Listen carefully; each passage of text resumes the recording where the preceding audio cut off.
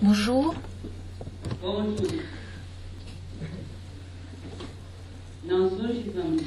Nous allons parler aujourd'hui d'une construction très importante, d'un partenariat constructif entre le monde spirituel et le monde matériel, entre les désincarnés et les incarnés. De quoi parlons-nous? De la transmission par le pass. Cette association se fait entre les esprits guides et les médiums, les incarnés, au bénéfice de la santé humaine. Je parle d'un aspect de la thérapie complémentaire spirit, qui est basée sur divers moyens thérapeutiques qui comprend la prière, l'éducation spirituelle, avec l'exercice de la connaissance de soi et de la charité, les passes ou l'imposition des mains, la thérapie par les fluides, l'eau magnétisée et la désobsession, qui est le dialogue thérapeutique avec l'éclaircissement et, si possible, la diminution ou l'enlèvement des influences spirituelles négatives. Nous disons donc, nous avons fait une relation, établi une relation avec cette thérapeutique complémentaire spirit, et les passes en font partie. C'est une thérapeutique très ancienne, puisque l'on constate il existe un papyrus ancien que l'on a retrouvé dans les ruines de Thèbes, qui disait clairement: pose ta main sur le malade pour calmer la douleur et dis à la douleur qu'elle cesse. Ceci a été divulgué par les plus grands historiens que nous connaissons, spécialisés dans l'Antiquité. Et nous avons des exemples pratiques de personnes qui, en plaçant la main sur les patients, en imposant cette thérapie, qui est facile et pratique, ont obtenu des guérisons ou ont réussi à calmer la douleur. Pour nous, une définition importante est celle qui a été faite par Emmanuel, qui était l'esprit guide de Francisco Cândido Xavier, le médium Chico Xavier. Tout comme la transfusion de sang représente un renouveau des forces physiques,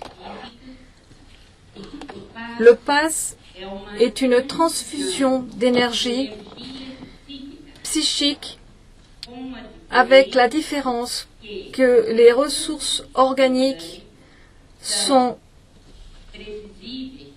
prélevées d'un réservoir limité, alors que les éléments psychiques le sont du réservoir illimité des forces spirituelles. Il est naturel que vous donniez 500 millilitres de sang, ou peut-être un peu moins. Mais quand on parle du pass, vous avez un réservoir de force illimité, d'où vous pouvez retirer le fluide ou l'énergie nécessaire pour le patient. D'où vient ce réservoir? De quoi il est constitué? Ce réservoir est le fluide cosmique universel ou la pensée de Dieu qui appuie l'univers, qui soutient l'univers. Toute la matière est le résultat de la différence entre ce fluide cosmique universel,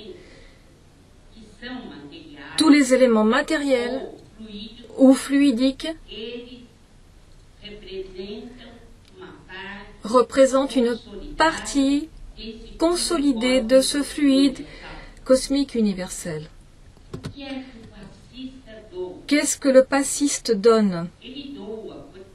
Il donne la pensée modifiée de Dieu.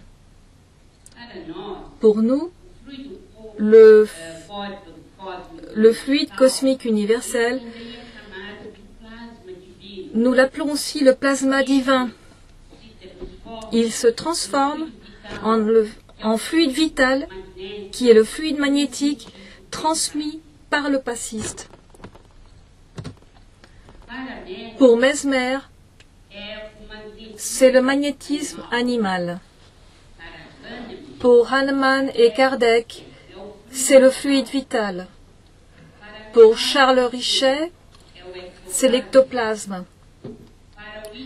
Pour William Reich, c'est la bioénergie. Pour Henri Bergson, c'est l'élan vital. Pour Claude Bernard, c'est l'idée directrice. Pour William Crookes, c'est la force psychique. Pour Hernani Guimarães de Andrade, qui est un ingénieur et un chercheur brésilien, c'est le modèle organisateur biologique. Pour Rupert Sheldrake, un biologiste anglais qui vit aux États-Unis, ce sont les champs morphogénétiques. Tout cela, c'est la même chose. Et donc, c'est le fluide magnétique. Pour bien comprendre, il nous faut avoir en tête le modèle que le spiritisme présente de l'être humain. C'est l'être humain intégral. Nous sommes constitués de l'âme et de ses enveloppes, de ses corps. Le corps physique, qui est donc plus dense, et le corps mental, qui produit les pensées, et une enveloppe de plus qui est le périsprit ou le corps spirituel, qui est constitué du corps vital, du corps causal et du corps astral. Il est très important pour le médecin spirit de connaître la constitution de l'être intégral,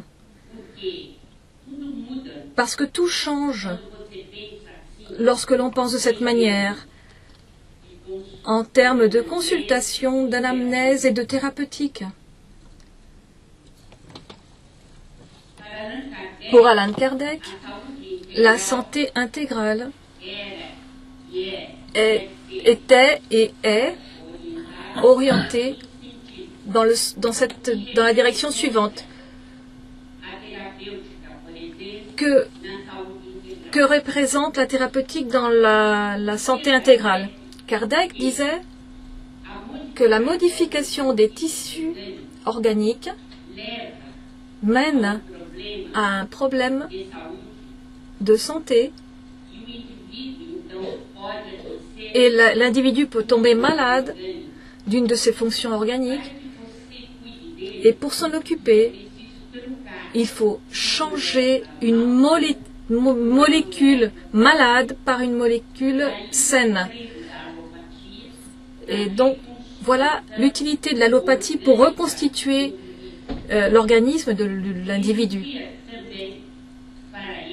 Il y avait aussi pour lui un autre facteur de désagrégation de la santé, ce sont les mauvais fluides. il faut éloigner et expulser ce mauvais fluide et replacer un bon fluide à sa place. La maladie peut découler aussi de l'effet mixte, donc des causes organiques et de causes fluidiques. Et il faut agir sur les deux domaines pour modifier la molécule malade par la molécule saine et par l'expulsion du fluide négatif ou délétère. Ceux qui veulent étudier un peu plus ce que Kardec a dit à propos de la maladie et de la santé, il est bon de consulter la revue Spirit de mars 1858. C'est 1868, pardon. Ici, il y avait une erreur. Et la Genèse dans le chapitre 14. Nous avons aussi l'œuvre de Chico Xavier et d'Emmanuel, qui a publié plus de 400 livres, et où nous avons une étude détaillée de l'âme et de ses enveloppes subtiles, et par conséquent, nous donne une orientation très importante en ce qui concerne la santé intégrale de l'individu. Le corps mental est séparé du périsprit. Il est situé dans le 4e ventricule de notre cerveau et donc il est très proche de la glande pinéale. Ce corps subtil de l'esprit, c'est de là que viennent les pensées, c'est de là que proviennent les pensées. Le périsprit n'a pas cette fonction. Il ne fait que capter les pensées qui sont produites. Dans le périsprit, nous avons les différents centres de force. Le coronaire, le cérébral, le laryngé, le cardiaque, le splénique, le gastrique et le génésique. Il faut dire que le centre coronaire, comme cela a été dit dans la première conférence de ce matin, sur la glande pinéale, est le centre coronaire ou supérieur qui a un lien étroit avec la glande pinéale. Et ce centre est celui qui galvanise et qui englobe tous les autres centres et qui a une importance capitale pour l'organisme. Mais nous allons donc parler spécifiquement du périsprit en ce qui concerne le corps vital ou double éthérique. En lui circulent les forces rayonnantes qui viennent de l'esprit vers la matière. Ce corps vital est constitué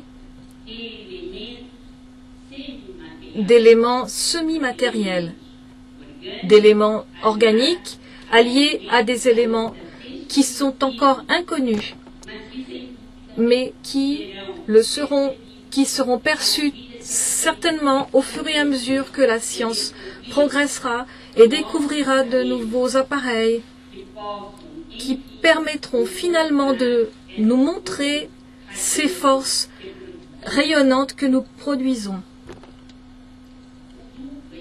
Le double éthérique est profondément enraciné dans notre système hématopoïétique, car c'est lui qui circule dans notre courant sanguin, dans notre circulation sanguine. Et donc ceux qui parlent des vampires comme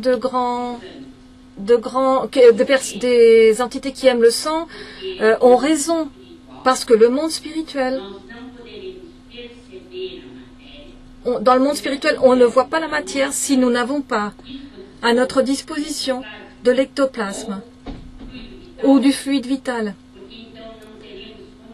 Parce que nous ne serons pas en mesure de percevoir le monde de la troisième dimension. Ce corps vital ou double éthérique se désintègre au moment de la mort. Il n'existe plus donc à la mort. Le périsprit du monde spirituel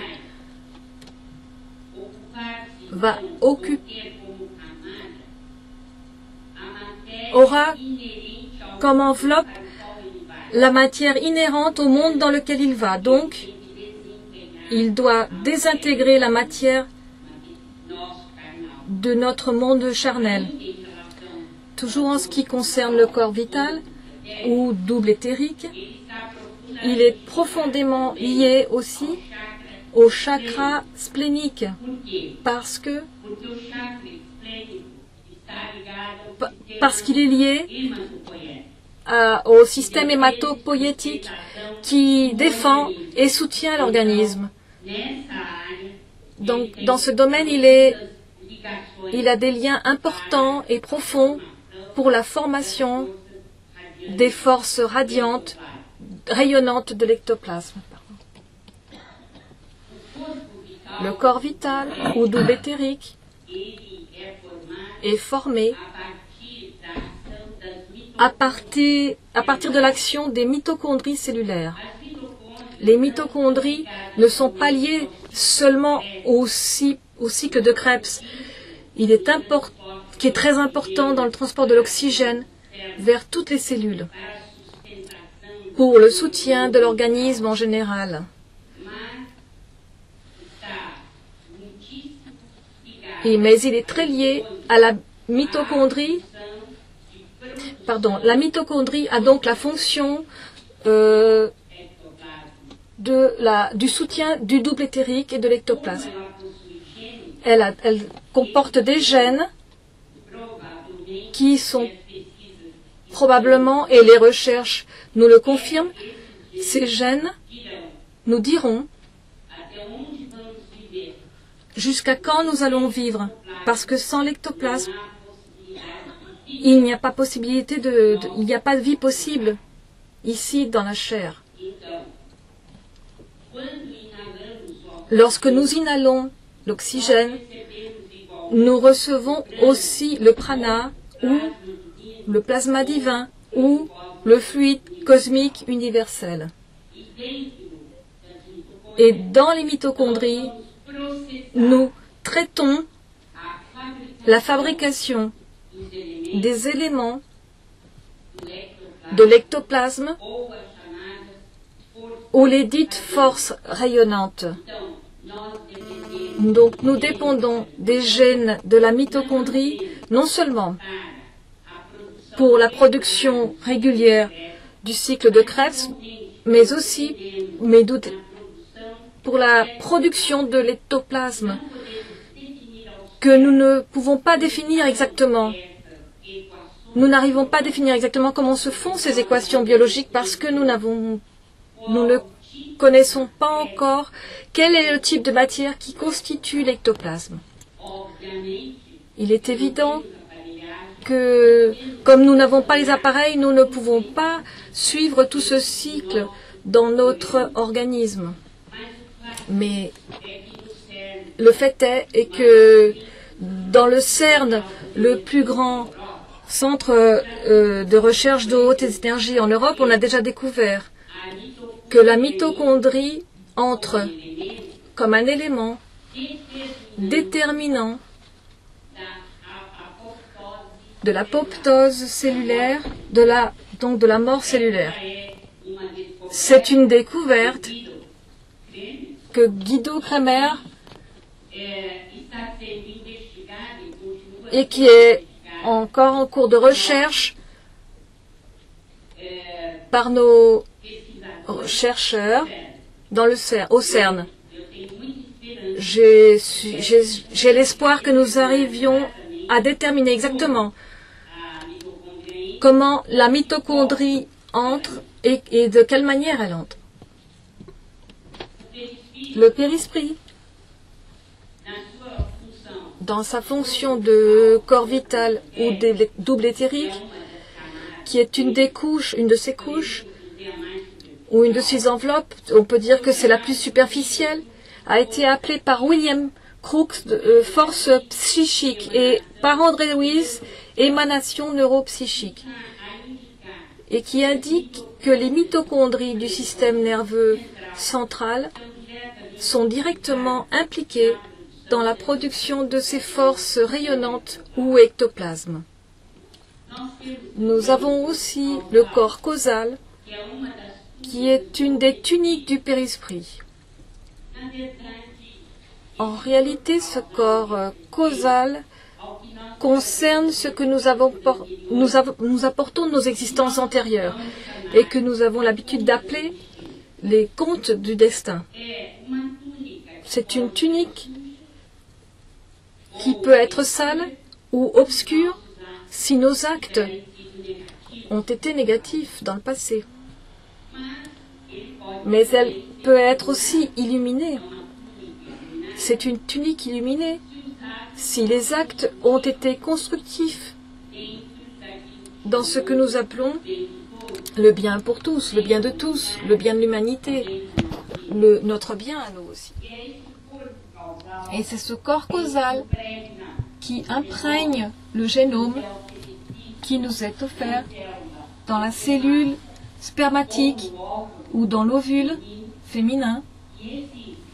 Et ce génome est imprégné de ce corps causal qui va alors déterminer le type d'existence que nous aurons. Quels seront les épisodes que nous vivrons, les épisodes fondamentaux, et qui auront une importance pour notre rénovation spirituelle. Parce que personne ne renaît pour tuer ou pour se suicider. Ce n'est pas jamais le cas. Nous renaissons pour aimer. C'est notre objectif. Et l'amour de l'affection universelle pour le bien de tous, pour la construction d'un monde meilleur. Le périsprit a donc en lui son centre coronarien, celui qui se trouve donc au sommet de notre système nerveux central. Et nous avons avec lui, grâce à lui, une meilleure intégration entre l'esprit, le périsprit et le corps, comme vous avez pu le voir dans la conférence de la doctoresse Sylvania Prada hier. Hier, ce corps, ce centre coronarien, diffuse la matière mentale, les états de sentiments, les idées. Il fixe la responsabilité individuelle. Il se reflète dans les organes. Il reflète dans les organes tout ce que nous pensons et les actes que nous pratiquons. Et si les effets sont bons ou mauvais, la distribution se fait de la même manière. C'est ce centre coronarien qui l'a fait. Donc toutes les cellules reçoivent l'impression de notre être plus profond, de notre esprit. Toutes les cellules sont imprégnées par notre manière de nous comporter, par les actes que nous pratiquons. Dans la guérison quantique, parce que lorsque l'on parle de guérison spirituelle, nous devons faire référence à la guérison quantique parce que l'explication ne peut pas être donnée par la physique classique, mais surtout par la physique quantique. Il faut l'adhésion de la volonté de celui qui applique le pass. Le parcours se fait dans le sens suivant. Le corps mental, le centre coronarien, donc du périsprit, le diencéphale, du diencéphale avec le diencéphale, nous avons l'hypothalame, le thalamus et le cytophyse, et donc l'épiphyse et le thalamus.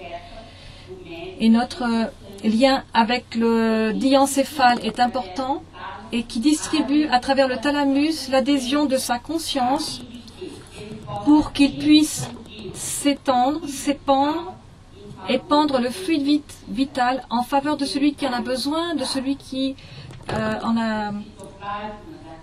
Et donc le cytoplasme de la cellule accompagne dans cette direction et facilite l'évaporation. Nous n'avons pas de mots plus précis pour en parler, pour parler d'une énergie que nous ne connaissons pas, pour exhaler ce fluide dans la direction de celui qui en a besoin, du malade.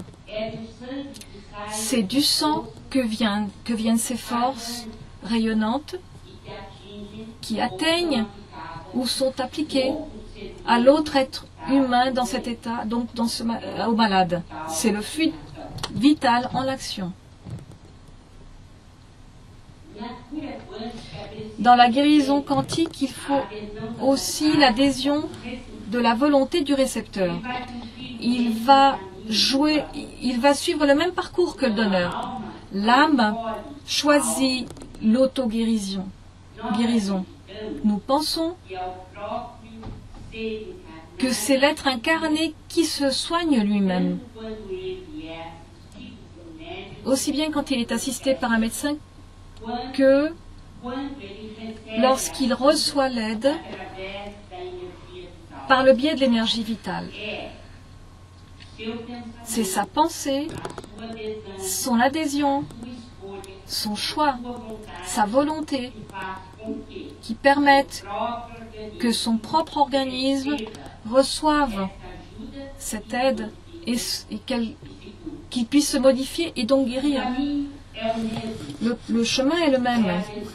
Donc l'adhésion à travers le corps mental, la syntonie que le récepteur a avec le donneur ou avec les donneurs, parce qu'il y a deux esprits qui donnent, ou plus, ceux qui sont dans le monde spirituel et l'incarné ou médium. Il faut donc que le récepteur entre en harmonie, en syntonie mentale avec ses donneurs. Et à partir de là, son centre coronarien, son périsprit, internalise les fluides reçus qui va jusqu'au diencéphale, qui va jusqu'au thalamus, qui est distribué vers le cytoplasme, et le chemin vers la guérison s'établit. La foi ouvre les chemins pour la restauration. Nous disons aussi,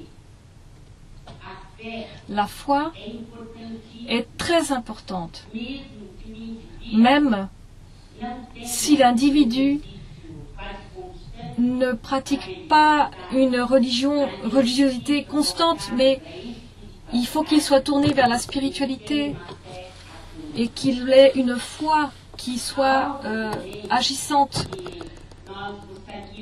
Nous voudrions aussi dire autre chose. Nous pouvons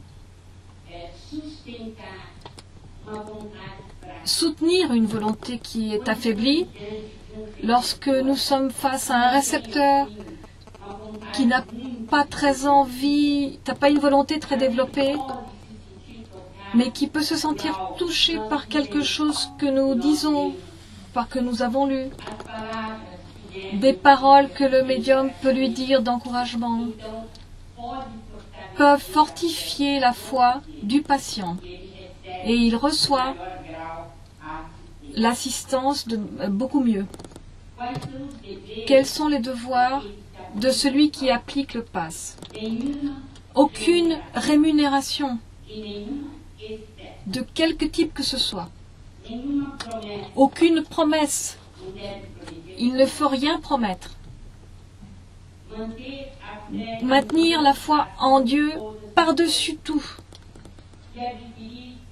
Et acquérir et conserver la simplicité de cœur et l'humilité.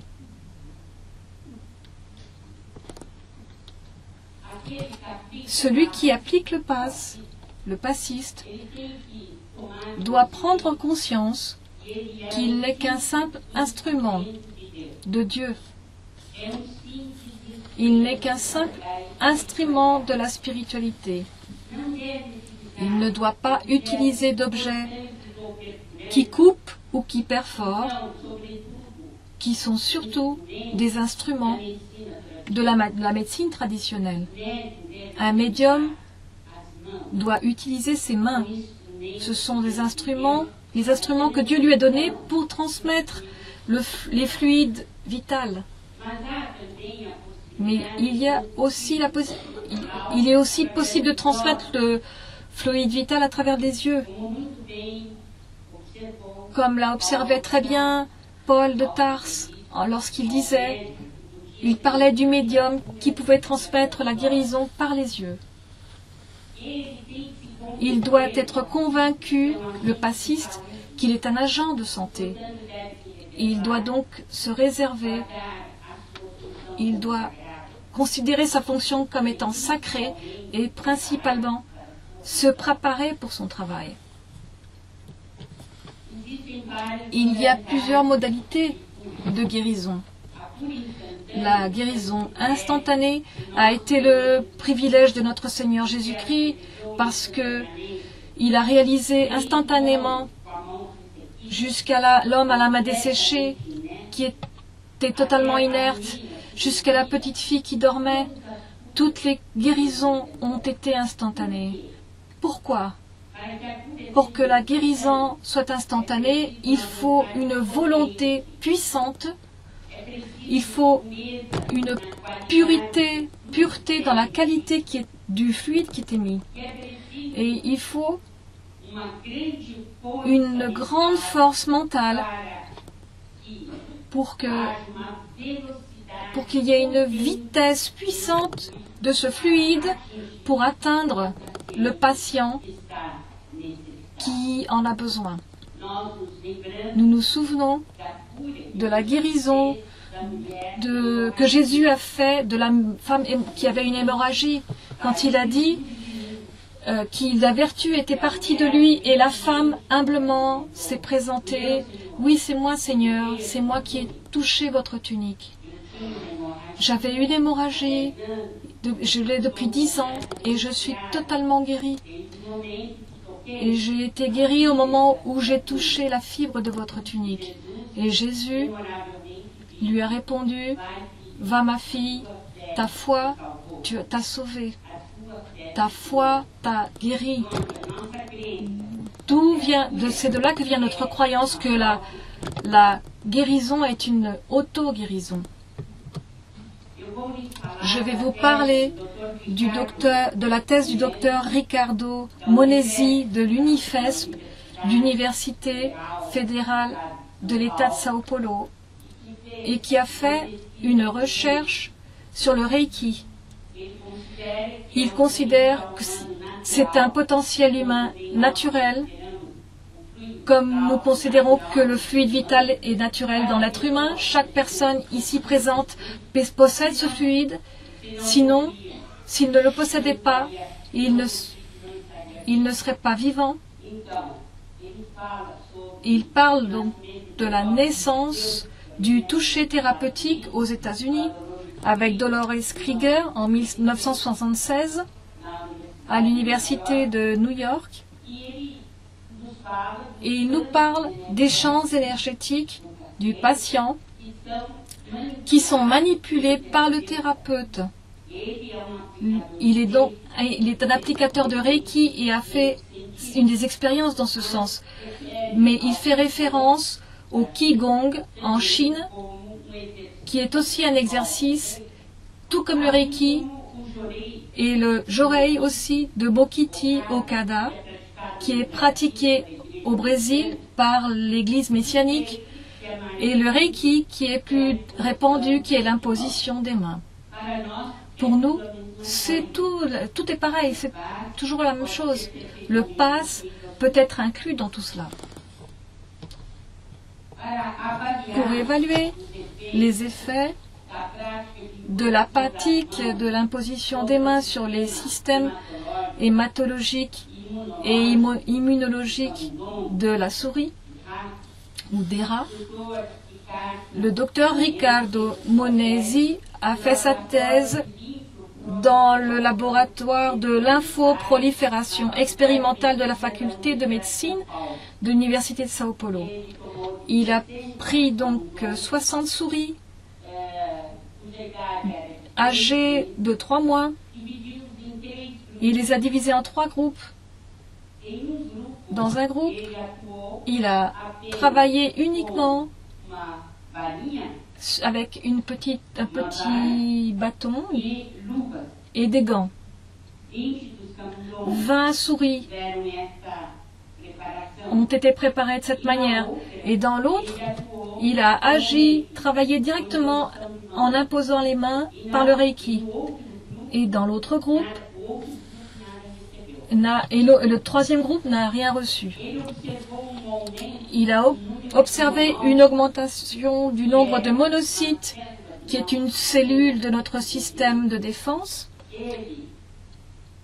Il a donc observé une diminution du comptage du nombre de plaquettes et une élévation de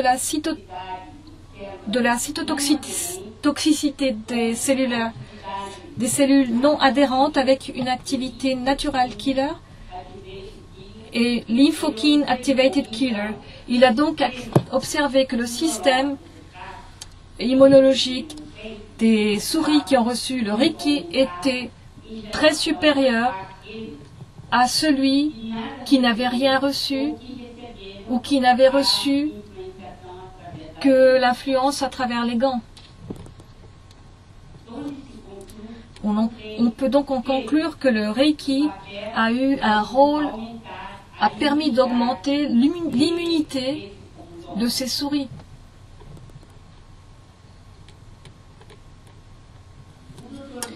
Le docteur Thomas Navarro Rodriguez, qui est professeur et titulaire d'un 3e cycle en gastro-entérologie de l'Université de Sao Paulo, donc l'hôpital universitaire, a fait une expérience aux États-Unis sur la douleur thoracique non cardiaque. Il a donc travaillé sur 40 patients âgés de 50 à 75 ans et leur a appliqué donc le Jorei, pas lui mais un maître qui est venu du Japon et qui vivait aux États-Unis. Et ce maître a été le seul à travailler. Et il appliquait 3 séances par semaine de 30 minutes chacune. Et nous avons vu la photo de ce Jorei et comment il a été appliqué sur les patients.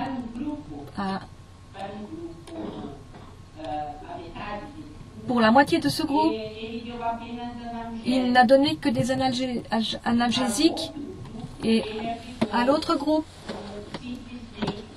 il n'a appliqué que le Jorei. Et la réponse a été très positive. 90% de ceux qui ont reçu le Jorei ont ressenti un soulagement, alors que seulement 40% de ceux qui ont reçu un analgésique ont dit que la douleur a diminué. Il a reçu un prix à San Diego, au congrès de San Diego, pour ce travail qu'il a réalisé et du jeune chercheur en 2008. En réalité, l'imposition des mains a été mentionnée dans des recherches qui dit que le toucher thérapeutique a diminué, par exemple, des symptômes comportementaux et du cortisol par rapport au traitement avec le placebo.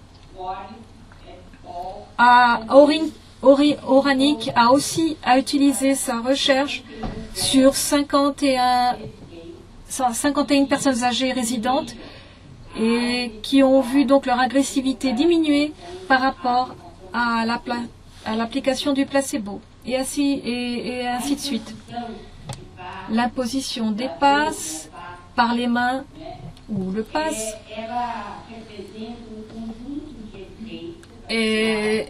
représente un ensemble de preuves que nous avons accumulées jusqu'à présent et qui indiquent un effet positif sur les symptômes comportementaux démontrés par la plupart des études sur la douleur.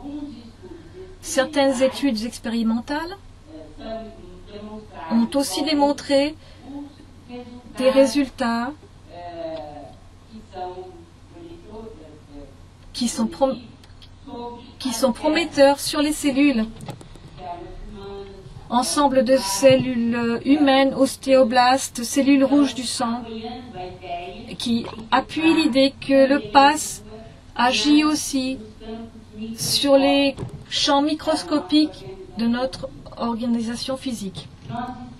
Nous espérons sincèrement que le PAS fasse partie de la thérapeutique complémentaire, non seulement dans les hôpitaux, mais aussi dans les cabinets médicaux qui pourront envoyer les patients, orienter les patients pour qu'ils puissent recevoir une thérapeutique gratuite sans qu'aucun bénéfice financier en soit tiré et qui soit lié à cette question de la transmission des passes. Et nous espérons aussi sincèrement que ce sera à l'avenir beaucoup plus diffusé parce que, comme dit Léon Denis, c'est la médecine des humbles et de ceux qui croient. C'est une médecine qui ne coûte rien et qui permettra la récupération de la santé humaine. Nous espérons sincèrement qu'elle sera diffusée à l'avenir. Et nous obtenons déjà l'autorisation, et vous le savez déjà, l'AME de São Paulo, l'Association médicale spirit de São Paulo, a l'autorisation d'entrer dans la chapelle de l'hôpital universitaire, et quand elle est appelée par les patients, ils peuvent appliquer librement des passes pour aider ces patients qui sont hospitalisés. Nous espérons que cela se multipliera au Brésil et dans le monde. Merci beaucoup pour votre attention.